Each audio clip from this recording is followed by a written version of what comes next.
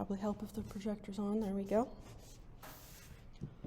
Okay, so today we're continuing to talk about middle childhood. We're shifting from physical and cognitive development to social and emotional development. And remember, age range we're looking at here is like 7 to 12, kind of those preteen years from about like 3rd or 4th grade up through the end of 6th grade. So preteens tend to be focused on mastering different skills. So in early childhood, children get a lot of exposure to academics and sports and things. During these preteen years, they're really working on mastering those skills that they've had some exposure to. And they are really focused on forming groups with their peers. So up through the end of early childhood, oftentimes children are more focused on their family relationships, like dynamics with their parents and their siblings. As we get into these preteen years, there's a lot more focus on developing like friendships with their peer groups. Children around this age are developing much more nuanced understanding of morality and emotions. So they start to understand a lot more context and complexity. The younger children tend to be much more rigid and inflexible in the way that they interpret morality and emotions. Here we're getting much more flexible and nuanced. Kind of because what I was talking about earlier with the shift towards more interest in peer perspectives, family dynamics start to become a little more complex. So the parents have to kind of let go of the children, let them try to find their group with their peers, and that can lead to all kinds of complexity. Divorce also becomes fairly common. So around whenever the parent's child is getting into this age range of 8 to 12, that's when they're most likely to have a divorce. So you have children going through that during this time period very frequently. And that can obviously be very complex, so we'll talk about some of the issues that come from that. So let's start with Erikson's psychosocial stage. We are at this time in, I think this would be the 4th stage. So the first stage we talked about was trust versus mistrust. Then we had autonomy versus shame and doubt. Those are both in infancy and toddlerhood. And then in early childhood, we talked about initiative versus guilt. And that previous one, initiative versus guilt, is all about kind of developing a sense of purpose. Again, there's exposure to skills in that early childhood, but they haven't really mastered them yet.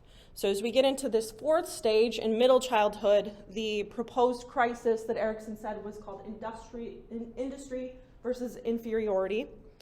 So industry is all about developing a sense of competence. So not just that you've had exposure to different types of skills, but that you're starting to become good at those. So children during this age, if they're well adjusted, if they have good parenting and good teachers and everything is going the way that it should, they often will develop a very positive self-concept. They will develop feelings of things like pride, for example. We'll talk quite a bit about morality in just a little bit, but that aspect of moral responsibility becomes much more important to their sense of self, and they start to cooperate quite a bit more with their peers. So they're moving on also a lot of times from play. So up until this point, a lot of the skills they've developed has been through playing with toys and playing games, things like that. They shift now away from that. So you might know if you're a parent, or you might remember this from your own preteen years, often during this time children kind of start to want to get rid of those toys. They might see them as childish. They might be embarrassed by them if their friends come over or whatever. So they want to start getting rid of a lot of those childhood things and moving on more to sports and other kinds of extracurriculars and hobbies. If they have a home life that's either not giving them opportunities to practice their skills, or a home life that's very critical and punishing, then they often will develop a lack of confidence. They may have a very pessimistic view of themselves and of others, and they may become very sensitive to criticism as well.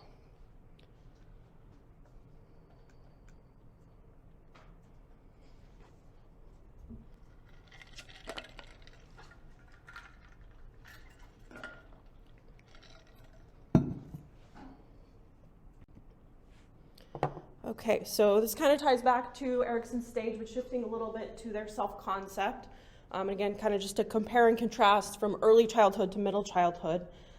So remember, in early childhood, most of their image of their self was based on kind of shallow preferences. So if you ask a 5 or 6-year-old to describe themselves, they might say something like, my favorite color is pink, and I like playing with my dinosaurs. and I really like to watch some TV show. So their sense of themselves is based on just kind of those shallow preferences.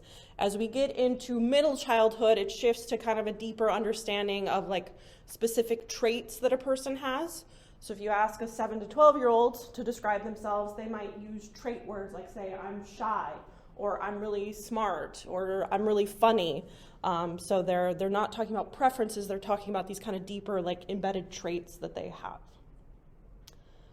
They also will describe themselves in terms of competencies and often making like social comparisons. So they might say, you know, I'm the best at math in my entire class, for example. So sort of using their own class or their friends or their peers as a comparison to describe themselves. They also become better at simultaneously accepting both the positives and the negatives about themselves. Early childhood, children tend to have a very like black and white view of everything, including themselves. So an early child might see themselves only as like entirely negative or entirely positive, whereas in middle childhood, they can kind of accept both of those at the same time. So someone in middle childhood might say, you know, I'm really good at math, but I'm not so good at reading, things like that. Whereas in early childhood, they might just say, I'm stupid, or I'm really smart, or whatever, and just kind of like put things in black and white terms. They also become a lot better at this time of taking the perspective of others and kind of figuring out how other people view themselves, and that kind of feeds into that more complex self-image.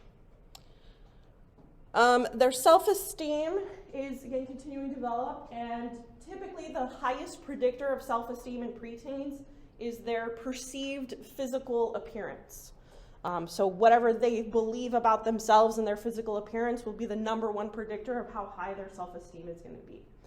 Besides that self-appearance, the other big things that drive their self-esteem are their academic performance, their physical performance in things like sports or PE, and then also their social competence, so how they fit in with their peers, if they have lots of friends, then all of that contributes to their overall self-esteem.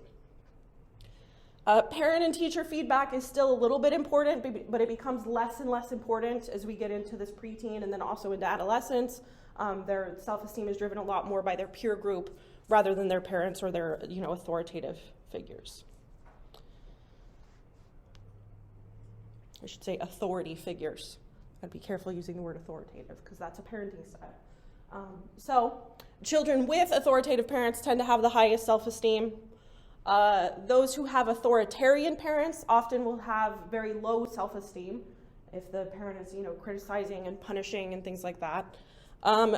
Children who have like permissive and indulgent parents that kind of just let them do whatever they want and also like inflate their ego with lots of praise, they will have kind of like a falsely inflated ego or self-esteem.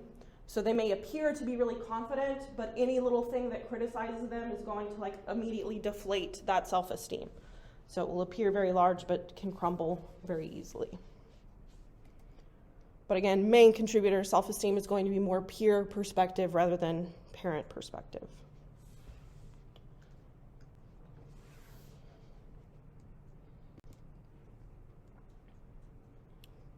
So again, this all kind of ties back to Erikson's ideas as well. Just remember, Erikson said industry versus inferiority is kind of the big thing going on here.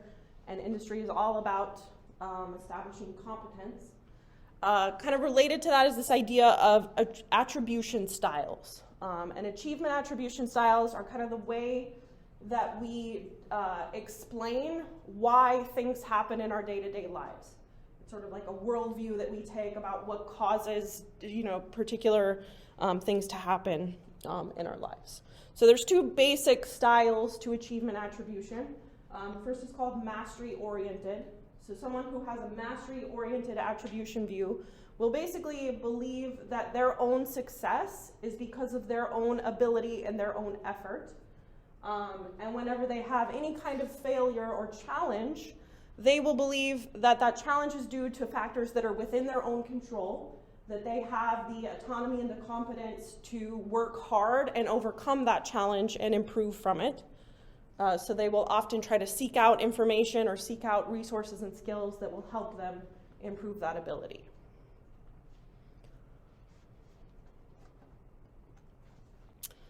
On the other hand, those who have a more, what sometimes is called learned helplessness view, they tend to think that their own successes are due to external factors. So if they get a good grade on an exam or something, they might think that they just got lucky, or that the teacher was just being nice. They don't believe that it's due to their own ability. Whenever they fail, they basically internalize that and believe that that's just who they are, that they're a failure, that they can never succeed, that they can never change. So they do not think that ability can be changed by effort. They tend to seek out positive evaluations because if they get any kind of negative evaluation, they internalize that and take it very personally and see it as like a view of their character and their internal personhood rather than just like a particular circumstance.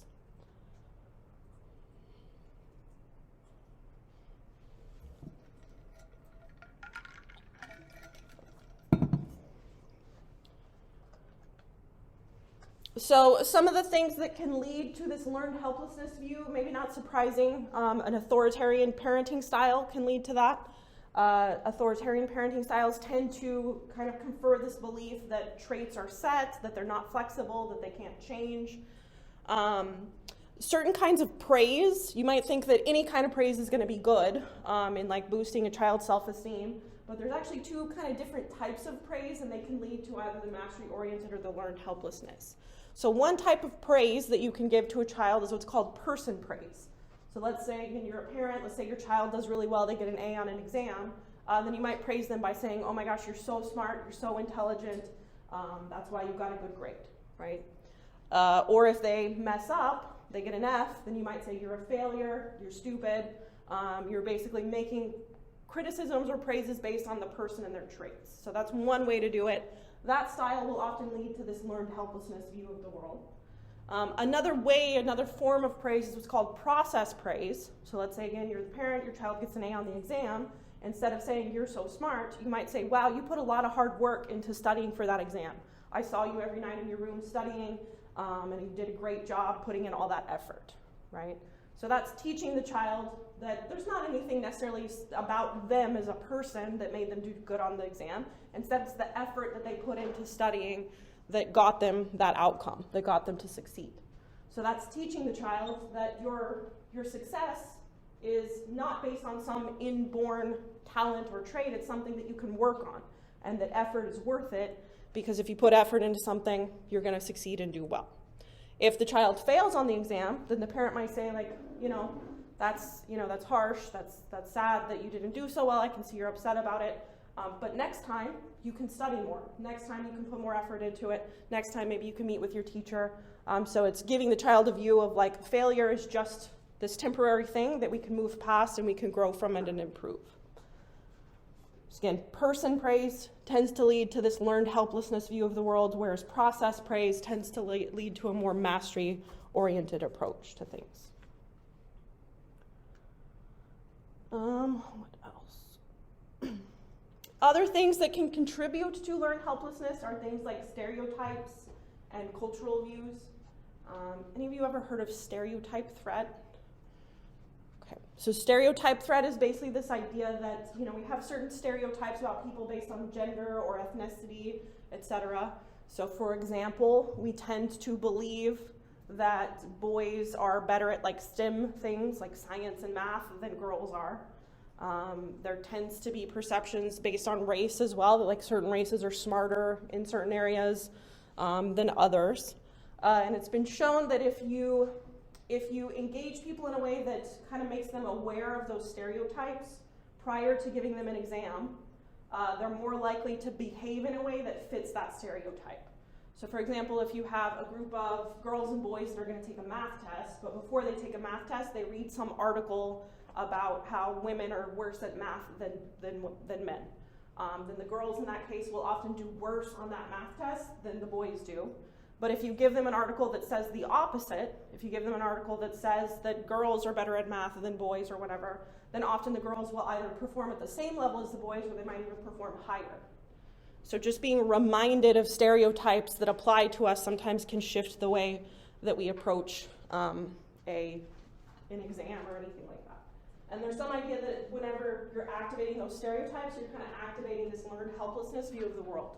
that you're kind of telling the person, oh, you're a woman, women are bad at math, so you should think of yourself as being bad at math, so then they get anxious and, don't perform as well on the math exam.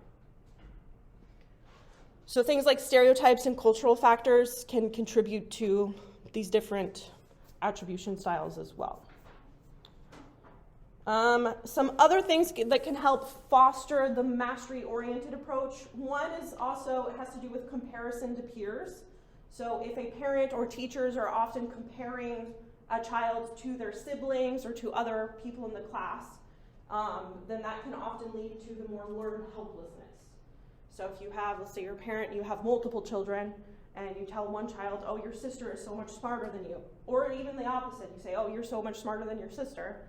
That can also lead to this learned helplessness approach. But if you compare instead of comparing from one person to another, if you compare the child to their past performance and point out the ways that they have grown. So you say, oh, you're so much smarter than you used to be. Or, look, now you can do multiplication problems. Whenever you were 5, you weren't able to do that. If you're making comparisons across time instead of across peers, then that often will lead to that more mastery-oriented approach.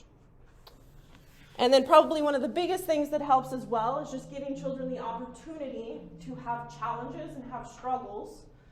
So if you give a child a challenge that, that they are likely to fail, and then you let them work through it, watch them fail, and basically give them the feedback I was talking about earlier, telling them like, okay, I see that you didn't succeed on this, but I saw all this effort that you put in, let's keep working on it, and maybe eventually you'll do better, then that can often lead to that mastery-oriented approach.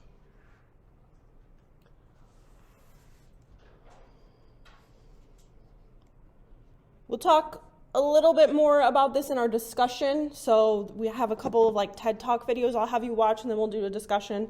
And they don't use the same vocabulary that I'm using. They don't talk about it exactly the same way, but it's kind of the same idea that we'll come back to in just a little bit. Okay, so they're also continuing again to make developments in emotion and their understanding of morality. So some of the emotional developments, they can understand more complex and mixed emotions. So prior to this, again, children tend to think in very rigid ways when they're in that early childhood phase. And so they will often, in that early childhood phase, they'll be very confused if anyone's showing any kind of mixed emotion. And they will also be confused if they themselves are experiencing mixed emotions, and they won't be able to express that very well. But as they get into middle childhood, they start to master that a little bit better. So if, I don't know, maybe their parent gives them a present, but the present is not something that they really like or want, then at this stage, they're going to be good at expressing, I'm really happy you got me this gift, even though internally they might be a little bit disappointed, and they're better able to, regulate and deal with that kind of mix of complex emotions. They have increases in empathy. They're also better at expressing their emotions verbally. So prior to this, oftentimes children will express their emotions through behavior. If they're, feeling sad or angry or frustrated, they might act out physically, whereas now they get a lot better at just talking through their emotions instead. They also start to develop multiple coping strategies, and they start to figure out when it is best to apply those different strategies. So there's all kinds of different coping strategies, but in general, there's kind of two main types. One is called problem-focused, and one is called emotion-focused. So problem-focused coping is where basically you're trying to identify a problem and come up with solutions. So it's very logic-based, okay, I'm upset because this thing happened, what can I do to fix the situation? Emotion-focused coping is more sort of self-soothing, trying to deal with the internal feelings and cope with those. And both of those can be effective coping strategies, just kind of depending on what the circumstance is. So in general, things that we have control over benefit from the problem-focused coping. So again, if someone's upset because they maybe didn't do well in a class, typically that's something they're going to have lots of control over. So using problem-focused coping of identifying, okay, I need to study more, I need to talk to the teacher or whatever, will be helpful. But if there are events that are out of the person's control, then often switching to that emotion-focused coping can be very helpful. So, I don't know, COVID happens. right? And none of us have control over any of that, basically. So then it's better to shift to a view of like, okay, well, I'm going to focus on my own internal mental health and making sure that I feel good and okay instead of worrying about trying to solve a problem. So around this age, that's just one example, but there's lots of coping strategies. They get better at kind of identifying, what's the best strategy to use in a particular situation.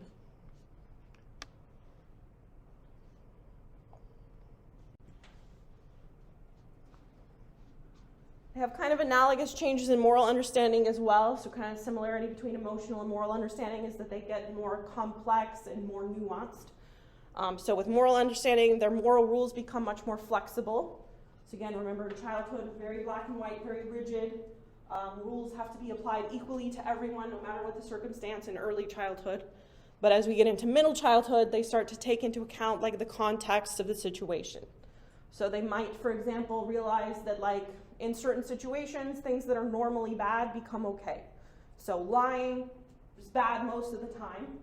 But if your friend asks you, hey, does this outfit make me look fat? Then it's probably okay in that case to maybe tell a lie if you're gonna like help them feel better about themselves. Hitting someone, usually bad, but if it's out of self-defense, then maybe in that case it's okay, right? So they start to develop those more like context-based types of judgments about morality.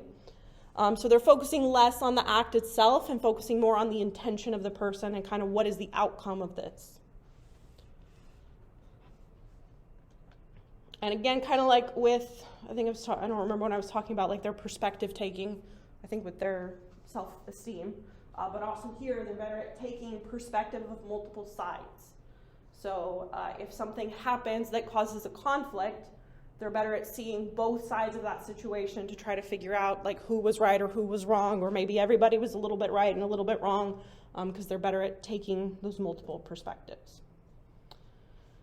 They also start to understand that around this time, the difference between rules that are like purposeful, that have logic and reasoning behind them, versus rules that are just arbitrary and kind of meant to just control, right? So they might understand like, okay, I shouldn't run down the hallway because I could run into someone, I could trip, I could hurt myself, so that's a good rule, I'll follow that. But they don't like arbitrary rules like dress codes, where it's like, okay, you can't wear this certain outfit just because I say so. And so around this time, you might start to see kind of a rebellion against those rules that they deem as being arbitrary or being unfair, especially if they're things that are about like something that's just about the self that doesn't affect other people. So again, things like dyeing your hair, dress codes, etc. Like if that's only affecting me and it's not hurting anyone else, I should be allowed to do it, is essentially the attitude they start developing around this time. So you might see a lot of like rebellion against authority figures. What just happened?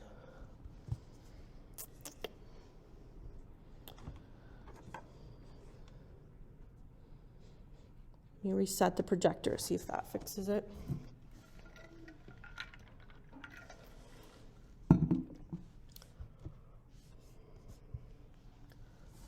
What the heck? Today's just full of tech issues.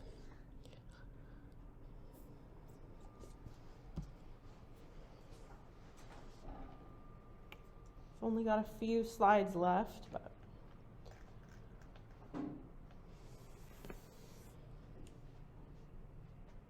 maybe? Yes? Okay. We'll try to keep going. Hopefully it stays. Okay. As I said before, they're shifting now from a focus on family relationships to more peer-focused. So their friends and their friends' opinion become much more important than the opinion of their parents. Peer groups often tend to be based mostly on proximity and similarity. So they're going to be friends with whoever happens to be close to them, either in like their neighborhood, maybe it's someone they can go outdoors with, ride bikes with or whatever because they live next door. Or typically it's going to be someone who's in the same class, in the same school.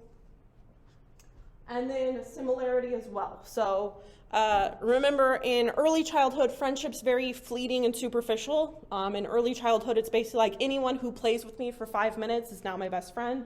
Now they start to become a little bit deeper, and they're basing their friendship a lot of times on like similar interests.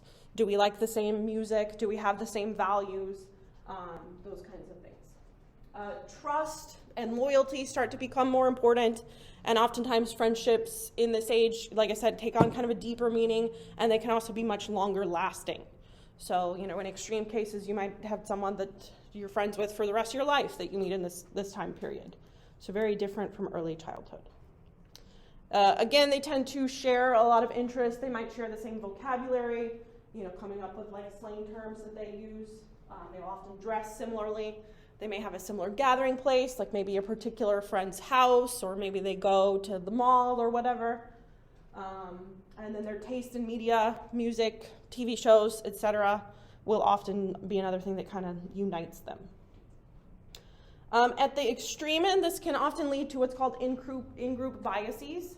In-group biases are basically where we tend to view people that are in the same group as us as being really diverse and interesting, and we tend to give them lots of positive attributes or label them with positive attributes. And then people outside of that group, we tend to see as being very homogenous, like everyone outside of the group is the same, and they have lots of negative attributes. So that's the in-group bias. And these groups can be based on just about anything. So sometimes they can be things like race, gender, age, but they could also be pretty much any of the things I listed here. So they could exclude people based on the way that they dress, the type of music they listen to, what sport they play, or what extracurricular activity they do. And they will have those biases I just talked about based on whatever that group is.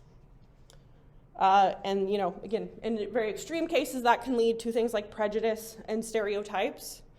So those start to develop around this age. I was trying to see,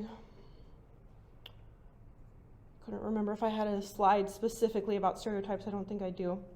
So yeah, this can lead to things like prejudice, like I said. This really actually starts even earlier. So it starts really in early childhood. And in early childhood, it's actually even more extreme than it is in middle childhood. So there's been some studies that they've done where there's one study, what was the age group? Do I have it written down? I want to say it was like 5 or 6 year olds that they gave them, they basically randomly gave them either a red shirt or a blue shirt. And they didn't do anything else. They just give them a red shirt or give them a blue shirt. And they found that by the end of the day, the kids had grouped themselves to where all the blue shirt kids were together and all the red shirt kids were together. And the blue shirt kids would make fun of the red shirt kids and tell them they couldn't be part of their group. And that was, like I said, 5 to 6 year olds probably. So they very quickly form these in-group biases on just the most superficial thing you can think of. A little more sad of a study. It was a Canadian study that used Caucasian 4 to 7 year olds. And they gave these 4 to 7 year olds cards with positive attributes and negative attributes. And then they had a box with a white child on it and a box with a black child on it, and told them to just put those cards where they think they belonged. And they found that these 4 to 7 year olds, again, who were all Caucasian, tended to put the negative attributes with the black child and the positive attributes with the white child. So they're developing prejudices and stereotypes and stuff at a very early age from 4 to 7. Again, they tend to be even more extreme in that early childhood, probably because early childhood, they're only really capable of focusing on really superficial external features. And those features are really obvious to them. And they're not really capable of thinking more deeply about people's intentions and their internal thoughts. So as we get into middle childhood, there's still a lot of those in-group biases, but they're starting to become less extreme and less overt. And they become more implicit or internalized instead of being something that they overtly talk about, which is still not great, just to be clear. They're more likely to develop prejudices and maintain those throughout even adolescence and adulthood if they have a really fixed view of personality traits. So kind of thinking back to what I was talking about with learned helplessness and all of that. If someone has been raised with the view that people are the way they are and they cannot change, then that often will lead to more prejudice and stereotypes that will stay with them for a really long time.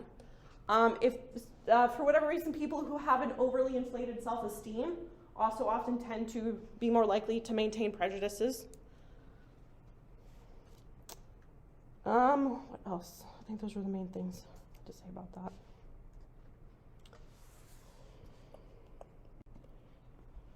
Sometimes these in-group biases or other, kind of social issues that are going on at this age can lead to bullying.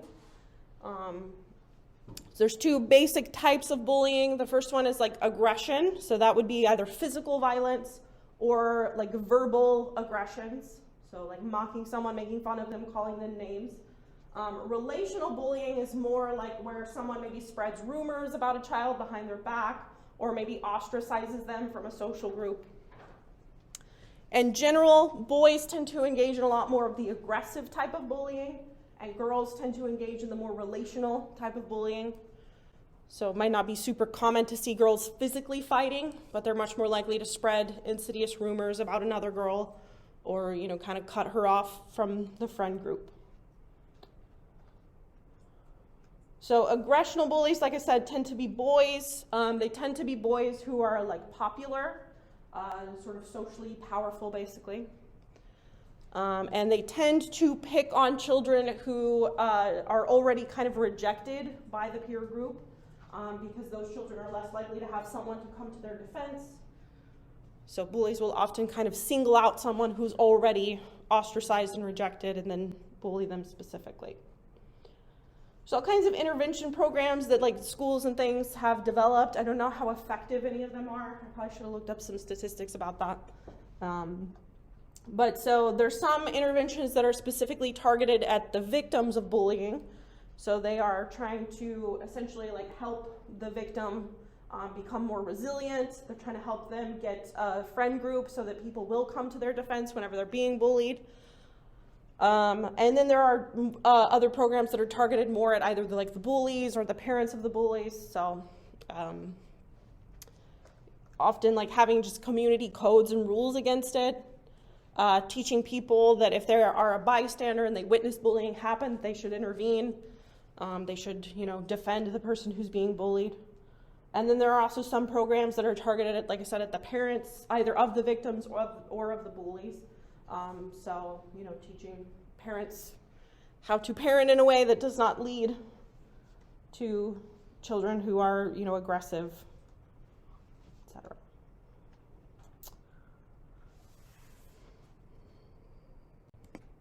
Okay, last slide. So, even though peers are becoming more important, there still are family relationships that are happening or developing. Like I said, they become much more complex as attention shifts toward peers. So up until this age, parents may find that the children's views and behaviors and preferences kind of align with the parent. And then as they shift to caring more about their peers' view, the child might suddenly change very quickly in ways that seem drastic to the parent and that make it a little bit harder to navigate some of the challenges of parenting. Typically, if the parents have taken the authoritative approach, that's the positive one, then there will still be very warm relationships between the parent and the child at this time. And the parent might even actually find in that case that parenting becomes easier to some extent, because as these children get into this age range, they're becoming much more independent. They can fully dress themselves and feed themselves and kind of, follow their own schedule if they've been given opportunities to develop that independence through authoritative parenting at least.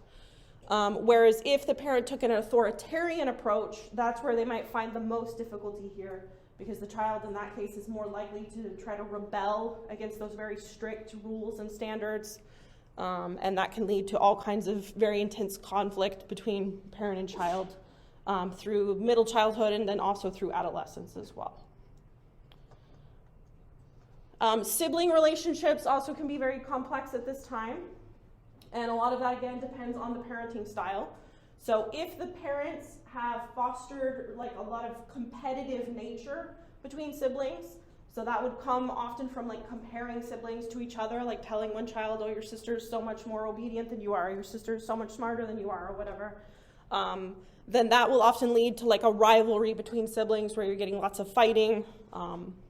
Whereas if the parents have tried to foster a more cooperative relationship, then that's more likely to maintain throughout middle childhood.